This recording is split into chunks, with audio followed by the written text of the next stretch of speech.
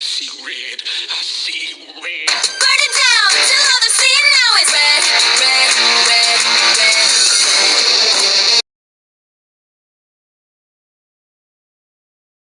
Welcome everyone to the omniverse of Nick, and the next what if for the channel, which is what if I was in Lord of the Rings.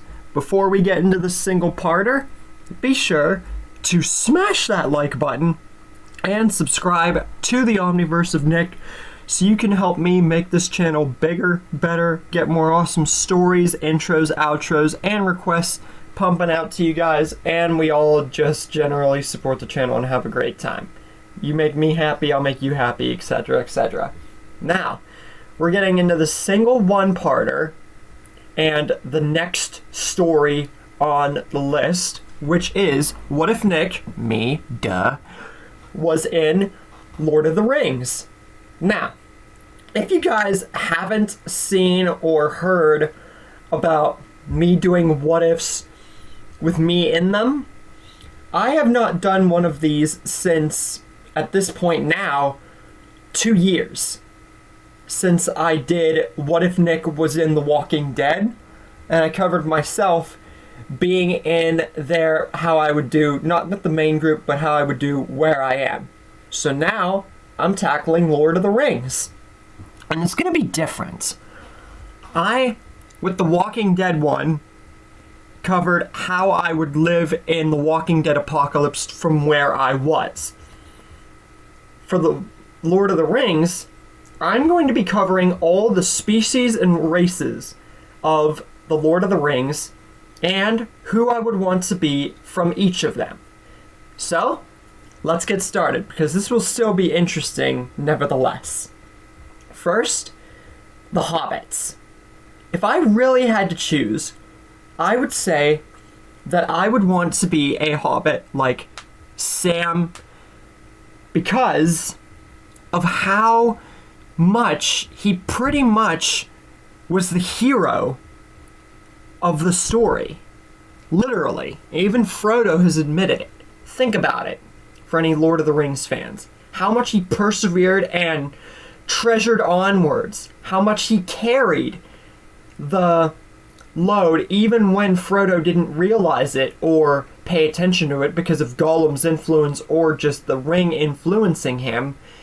Sam helped out over 60%, 70% of the time, and was a true freaking warrior whenever it came to hobbits.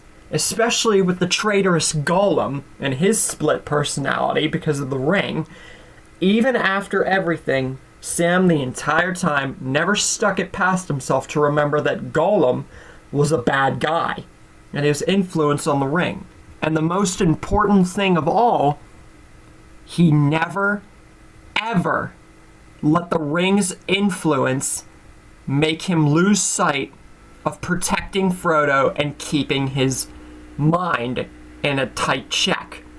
True, Frodo's mind wasn't corrupted by the ring until the end of the third movie when he actually put the ring on and lost his finger, but the ring still had a very big influence on him even after the moment after they left the Shire. He was tempted to put it on whenever the first one of the 9 was going to find him and everybody else. Sam, he never, ever, at one point, at any point, even when he had the ring on him, ever put it on. Ever.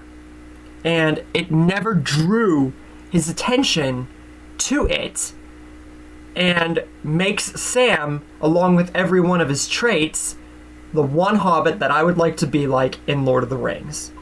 Now we get to the elves and their whole deal. And now it should be obvious that Legolas is who I would want to personally be like, because let's talk about Legolas. He pretty much was, is, and always will be the strongest of the elves, because never once, besides once in The Hobbit, was he ever injured. And number 2, he showed more resilience and power than any other elf ever did. Along with his, ongoing friendship during the movies with Gimli, which is something a lot of us probably weren't expecting for any Hobbit fans going into Lord of the Rings, because the Lord of the Rings came first.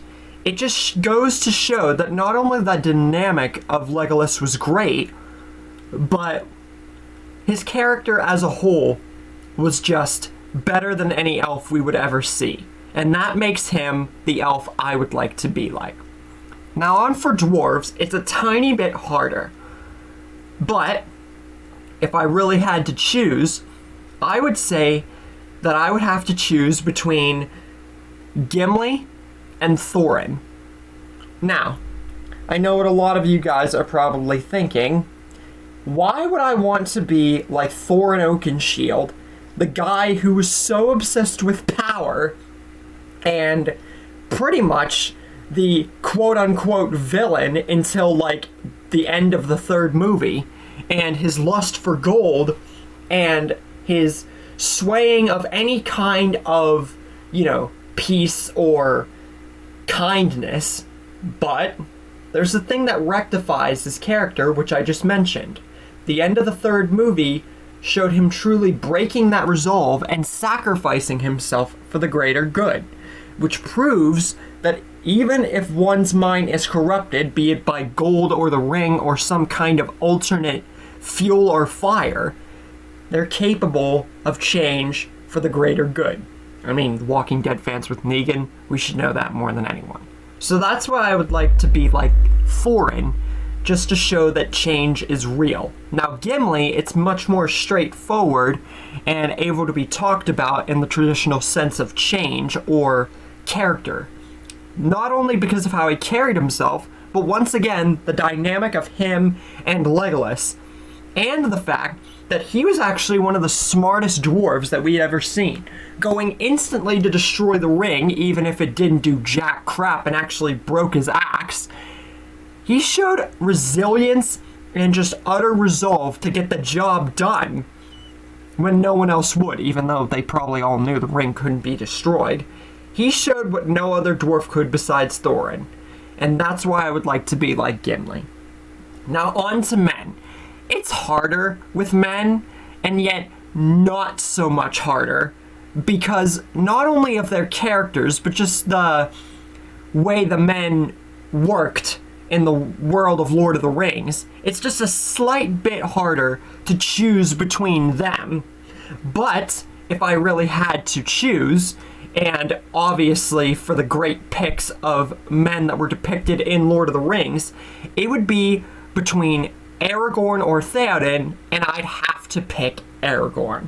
And no, it's not because he looks like Rick Grimes. The funny thing is, I never truly depicted them looking the same until I rewatched Lord of the Rings before I made this project, and I recognized that they look exactly the same. But no, that's not why. I watched Lord of the Rings before The Walking Dead anyway. But jokes aside, let's get to the point. I would like to be like Aragorn because of how much he showed himself outside of any man.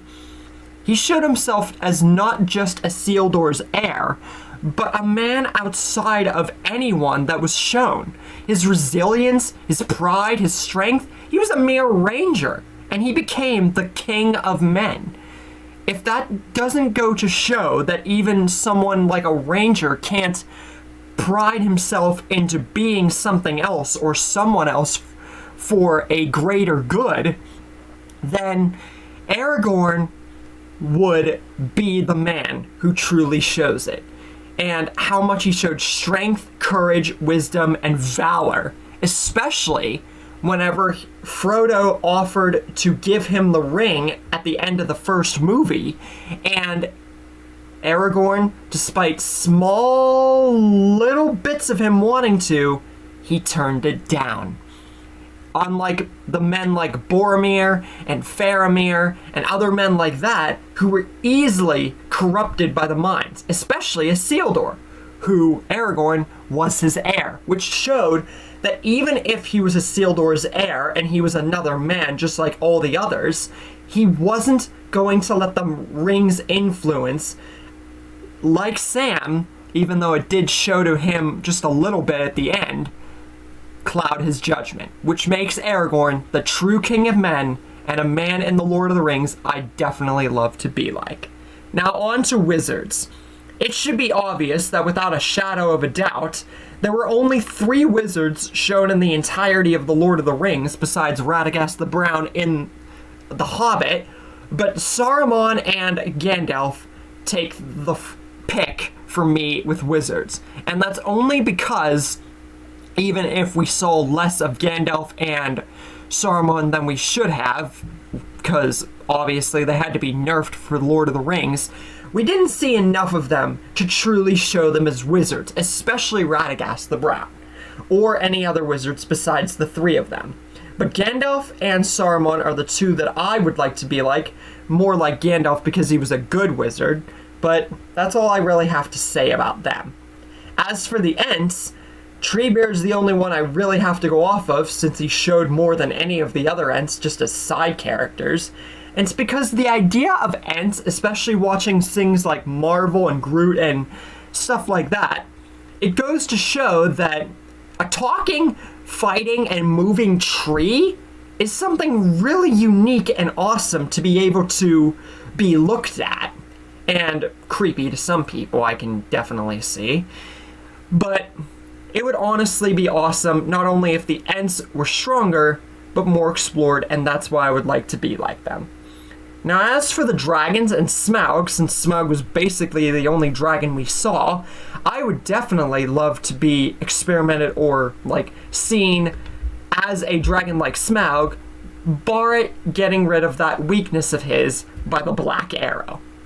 And last but not least, Sauron, who I really don't have anything else to say or change about him, because he was already very unique, even for the small times that we saw him around and everything. I would like to be him regardless. And with all that out of the way, that's what I think about me being in Lord of the Rings.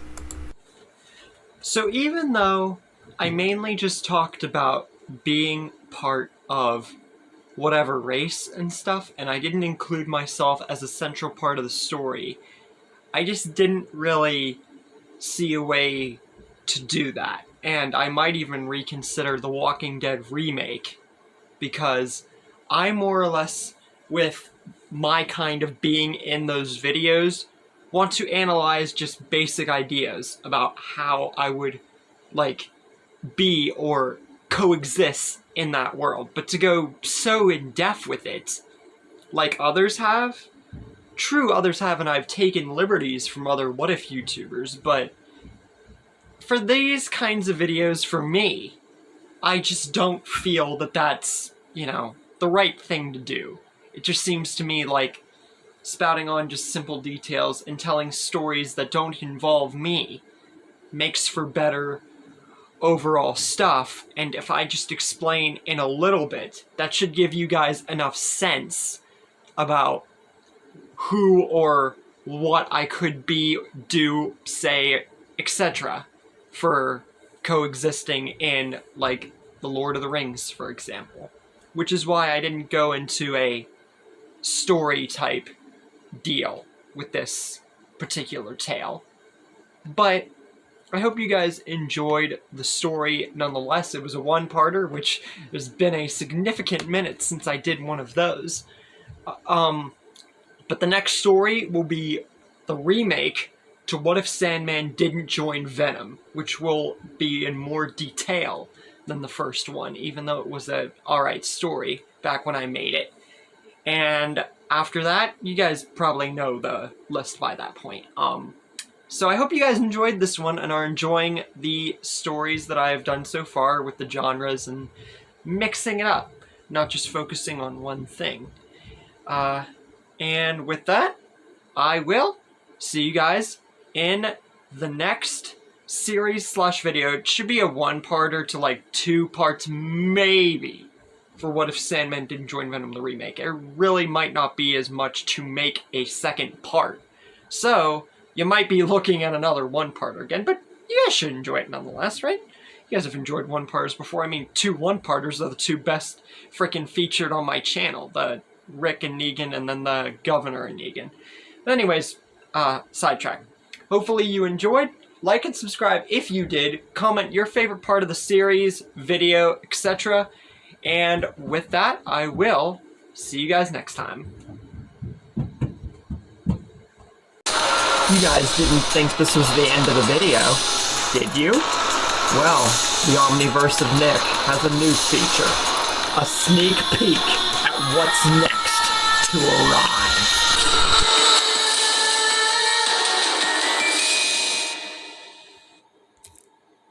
Everything I see is red. Tear it down, then paint this town red, red, red, red.